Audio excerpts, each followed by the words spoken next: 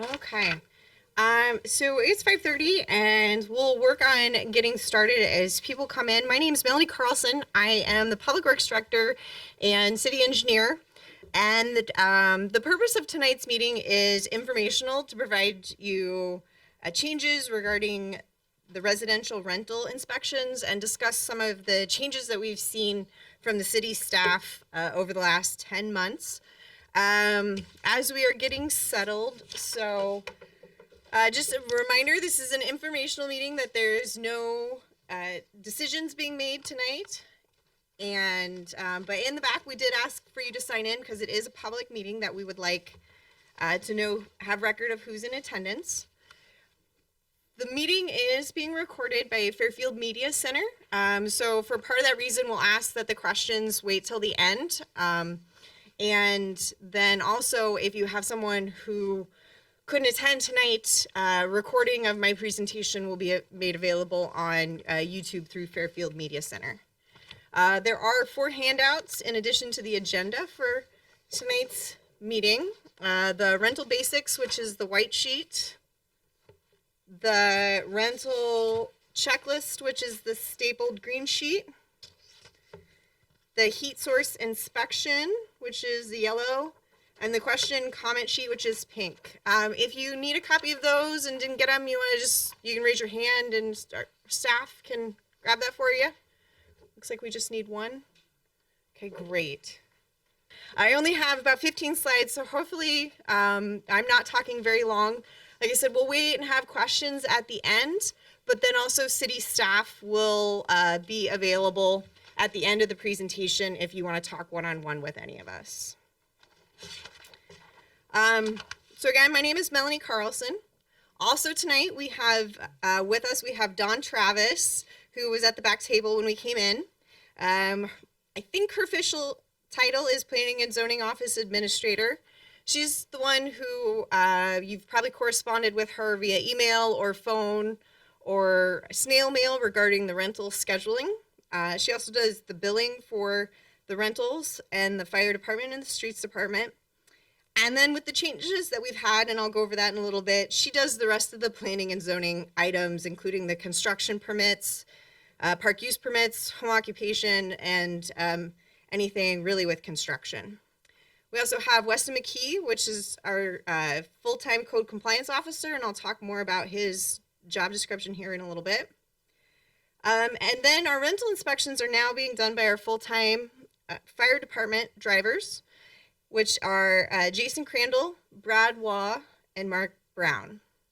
And then also, as far as city staff, we have Aaron Quaker, our short-time city administrator, Rebecca Loper, city clerk, who was in the planning and zoning office before being city clerk, so she might throw things at me if I need to correct anything. We also have Judy Ham from Ward 3 and Elizabeth Estee from Ward 4. I got it right? Okay, yeah, it's right there, 4. Okay, so that is who we all have with us tonight. Like I said, most of us will be around afterwards if you want to talk to us individually. So first, I want to clear the air that none of the changes that have happened or none of the stuff we're talking about tonight is because of anything somebody did or didn't do. Whether that person is a landlord or a city staff. Scott Vaughn chose to move on to the city of Oskaloosa in April of 22, which allowed the city to do some restructuring.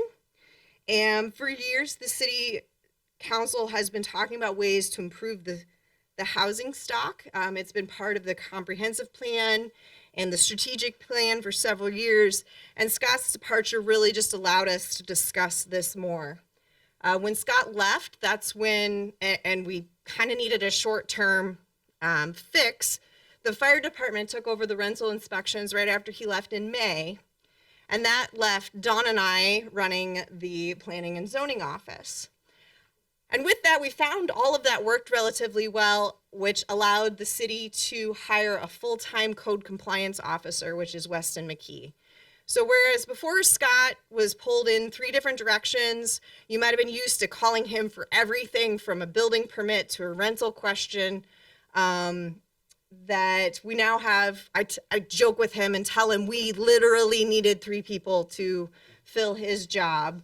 So we have different people to call now with those different things, and we're hoping that it allows us to provide continued service in all of these different areas. It would be a very short meeting if all we talked about were the staff changes. We thought we'd go ahead and go over the process of rentals and the rental inspections while we had everyone's attention. So just to help give me a feel, raise your hand if you're currently a landlord in the city of Fairfield. Keep your hand up if you have been a landlord for 5 years or more. 10 years or more? 15 years or more? 20 years or more? Okay, all right. And then let me know if you are an HVAC contractor. Okay, all right, thank you. So Don Holting is going to give the rest of the presentation since he's such an experienced landlord. What I want to go over real quick is just this rental basics. This was a handout that I created more or less for myself, but if you're new or considering becoming a landlord, this outlines our fees as well as the basic process for how the rental inspections occur. So the rentals occur every 4 years. Staff mails out a letter to the landlord that we have on file or that the assessor's office has on file. So if that hasn't been updated with the assessor, there can be miscommunications in those, and sometimes that gets delayed. So please let the assessor and or our office know if you have sold some of those properties. With that letter, we inform you of the date and time, as well as include the heat source inspection form. If that date and time doesn't work for you, please call Dawn and we can reschedule it. If you reschedule more than 72 hours in advance, that's fine. We understand the date we pick might not work for you. We can reschedule. Anything, if you reschedule less than 72 hours, there is a $100 no-show charge per unit. Iowa law requires a minimum of 24 hours notice for the tenants. This is a minimum of 24 hours. So recommendation, as soon as you get the letter and that time works for you, notify your tenants. You can notify them again 24 hours in advance, but the state code just says a minimum of 24 hours. So they do have to be notified of the rental inspection. The city also requires that someone 18 years or older be present for the inspections. This can be yourself, one of your representatives, or the tenant if that's the way that you choose. After the inspection, if you're not present, Dawn or the office will send you a copy of the inspection form. If you're there, hopefully the inspector will go over any deficiencies that are found. Code says that there are 30 days to rectify any minor deficiencies, and minor deficiencies are something that we feel like can be rectified or shown to us with a picture. We don't need to come out to see that you put a new battery in a smoke detector or put a screen in a window. That can be sent to Dawn via email, saves us a trip, saves you a reinspection fee. And so those are going to be the types of things that are within 30 days. There may be more sizable things or things that are seasonal that we need to develop an action plan. And if you've worked with Weston at all, you know that we're flexible as long as we continue to see forward-moving progress. So we understand you're not going to be doing a roof or probably not going to be replacing windows in January, but let's make a plan on how that's going to happen. Maybe it's buying some of the materials now, or it's securing a loan for the materials if that's what you need to do. We want to see some sort of plan of action so that when the weather turns good in hopefully like March, April, that you have an action plan in place to fix those deficiencies that are weather dependent. So that's how we move forward on those larger ones. Obviously, if there's a significant hazard that we feel is a life safety hazard, we have had to do this with like raw sewage on a property. We can have the property or have the tenant removed in 24 to 48 hours. And obviously we'll communicate with you, the landlord, if there are issues like that. Our rentals, so our rental inspections are based off of the property maintenance code. Chapter 17 of the Fairfield City Code adopts the 1998 Property Maintenance Code. So everyone except for Don and, this gentleman have been landlords in Fairfield since the Property Maintenance Code has been adopted. And the green form may look new, but it's actually it's an updated version of what Scott used when he first started. As he became more familiar with the Property Maintenance Code, he took out a lot of the details. So we have updated this sheet for our new inspectors, the drivers, and we have referenced the 2021 Property Maintenance Code. So we have, we're pending adoption of the 2021 Property Maintenance Code. We've talked with council about this. It has not been formally passed. So the way that we're planning on handling this right now is, so what's on the book is 1998, but the form is based off of 2021. However, there's not a lot of changes except for technology related changes. And I'll give you an example here in a little bit. If an item meets the 1998, but not the 2021, we'll consider that a pass until the 2021 gets formally adopted. If it meets the 2021, but not the 1998, we're also going to consider that a pass because more than likely it's a technology issue. And the one example that we found is related to gas stoves. Older gas stoves require ventilation, and so the 1998 Property Maintenance Code is going to say that it needs an exterior ventilation. The 2021 Property Maintenance Code says that if it has a certain UL rating, that it doesn't need that exterior ventilation. So that's where we're saying that for technology purposes, because most gas stoves on the market are going to have this newer rating, that's where we're saying that the 2021 is actually a benefit for you as a property owner if we're following that rather than following the 1998. But like I said, it's still, the actual adoption of it's still going in front of council. That's why it's saying it's a pending adoption. Another form that may look more stringent is the heat source inspection form, which is the yellow form.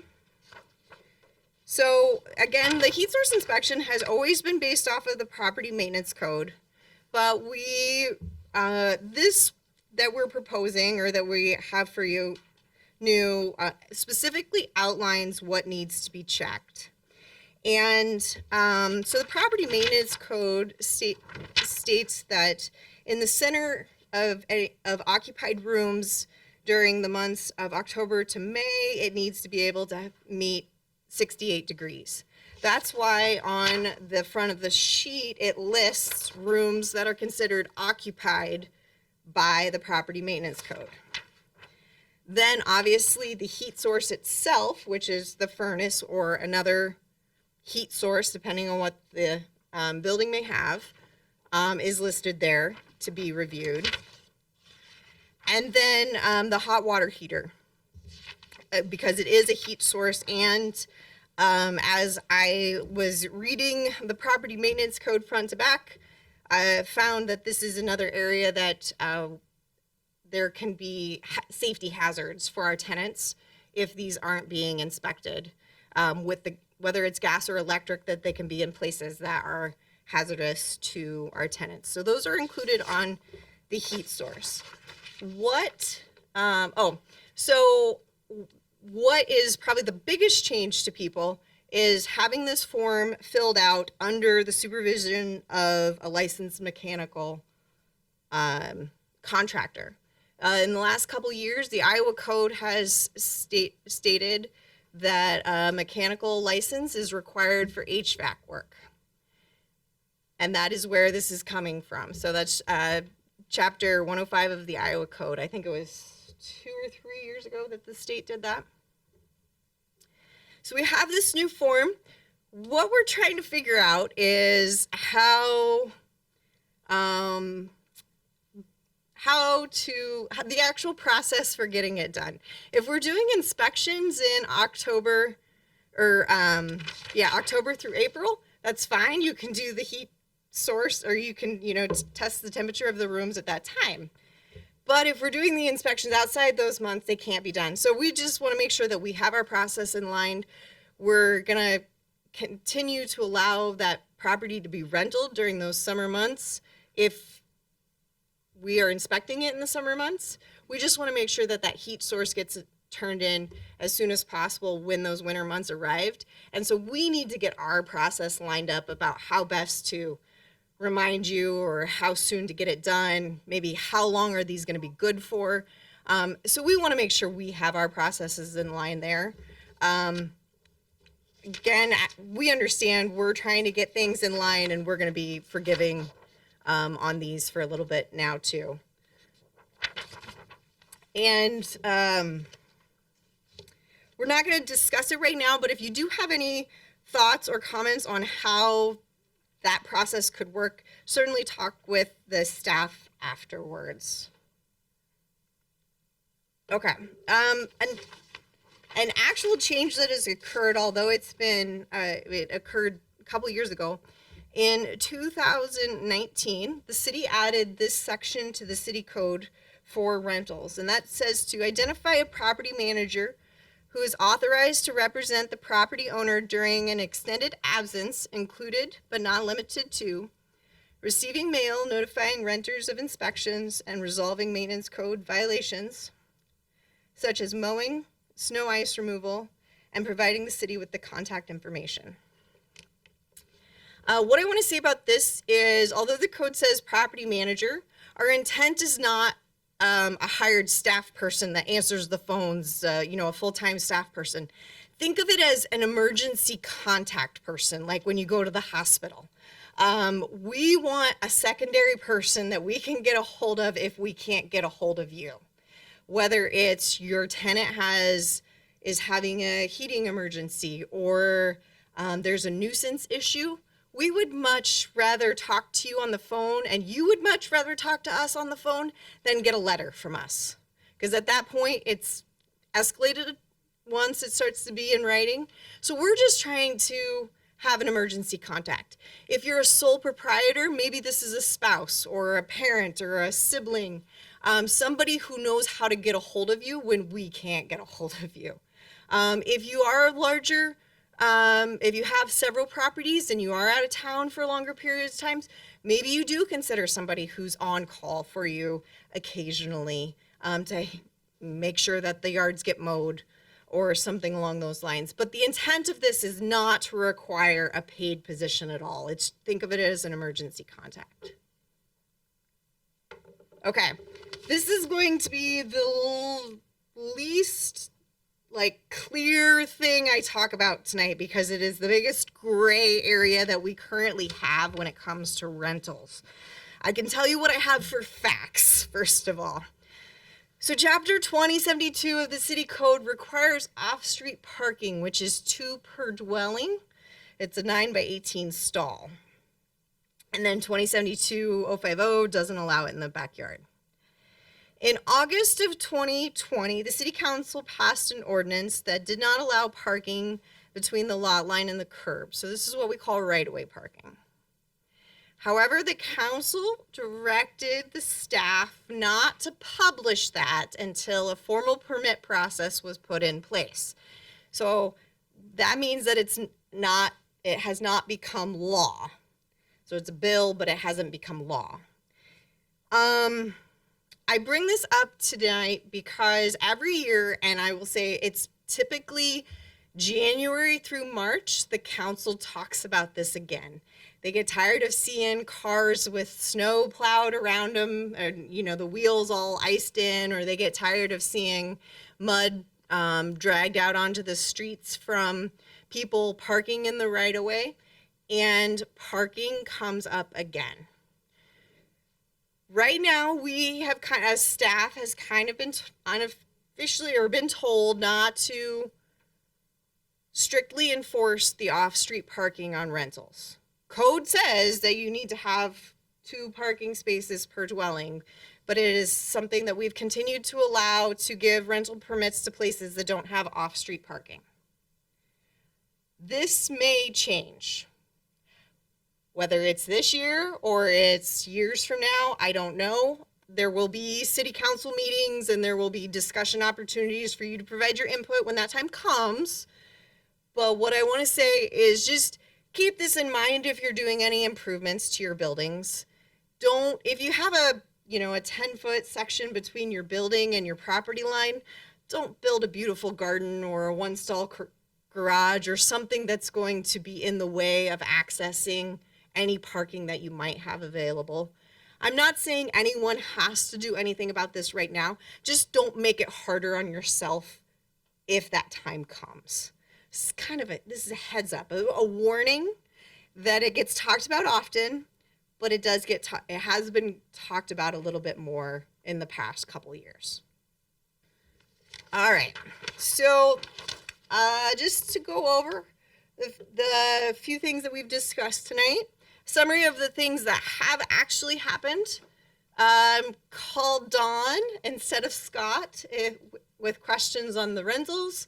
If you're building anything, if you want to build anything, give her a call. Yes, I do sign off on them, and I help Dawn with a lot of them, but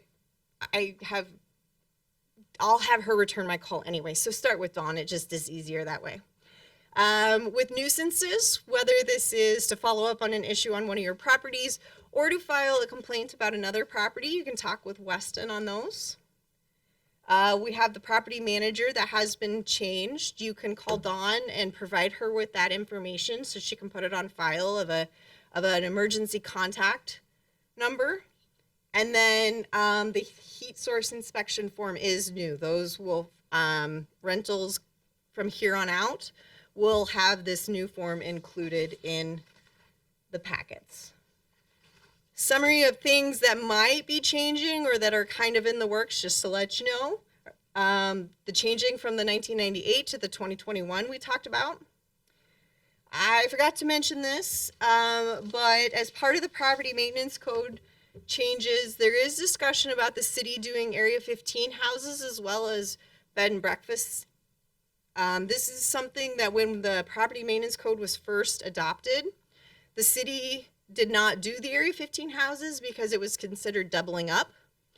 What we've found and what we've heard from several tenants is that the Area 15 or the housing subsidy inspections are not happening or not happening very often.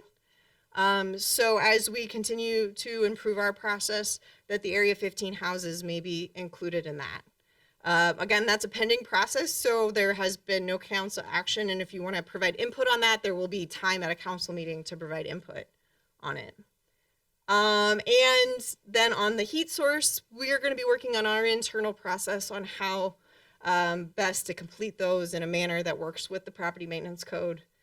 And then the parking, again, that will have to go in front of council again for anything new that changes there. Okay, the last thing on our list is the pink sheet for some input. And I put discussion up here, but then once we decided to record the meeting, this is more of a survey that you can fill out and return back. You can slip it in the water bill, or you can talk to us tonight. That's fine after we're done. But I'll go over what we're asking here for you to give us some input on. We as a city want to emphasize and promote the properties that are doing the right thing, that are getting inspected. I will say what really bothered me, or what brought this to my attention, was a comment online about our international students and how they might go into a rental situation not knowing whether it's an inspected rental or not. And I thought, can we make this, how can we make this easy? Or, and I thought about back to my days being a college kid, and my rental certificate was posted on the back of my entry door. And it said, call the city of Ames if you had any questions. So we are proposing modifying the rental certificate that includes the day that it was last inspected on. It gives City Hall's number if there's any questions. So the question for you as landlords would be, should we require this to be posted? And if you had any thoughts on how it should be posted, we could print it on cardstock. We've even looked into like a window cling type material that we could order, that it could be posted. So that's where we're coming from, is we want the properties that are in good shape, that are meeting code, to be well identified for our tenants. Next question is, we do have this section of city code that says the landlord shall provide the tenant with information on how to report emergency problems with primary systems such as heating, plumbing, and electrical. Whether, again, that person is you as a landlord, or it's your best friend who's an HVAC contractor who you know is always going to help you out. The question is, should we as a city require this information be posted? We already require that it be given, but do we require that it be posted? The next is lead and radon testing. So when you are selling a house, and somebody who's sold a house more recently than me can probably explain this, but if you have had lead testing done, you have to disclose it. If you've had radon testing, you're supposed to disclose it. If you have had it completely cleared, certified cleared of all lead, you have that certificate that you can include in your sales document. So thoughts on simply stating that no, things have not been tested. Yes, they have been tested. Again, we would take input on how that posting might look, but the thought process being similar to a disclosure that you would see in a sales document. And I will say, in case anyone hasn't taken a child to the pediatrician in the last 15 years, that is a question that pediatricians ask. And the house that I lived in previously was an older house. And so my kids, as part of their annual work, they were tested. Their blood was drawn and tested for lead every year until we moved out of that house, because it had never been tested or certified cleaned for lead. But because the house was older than, is it 80? 78. Thank you. Okay. Yeah.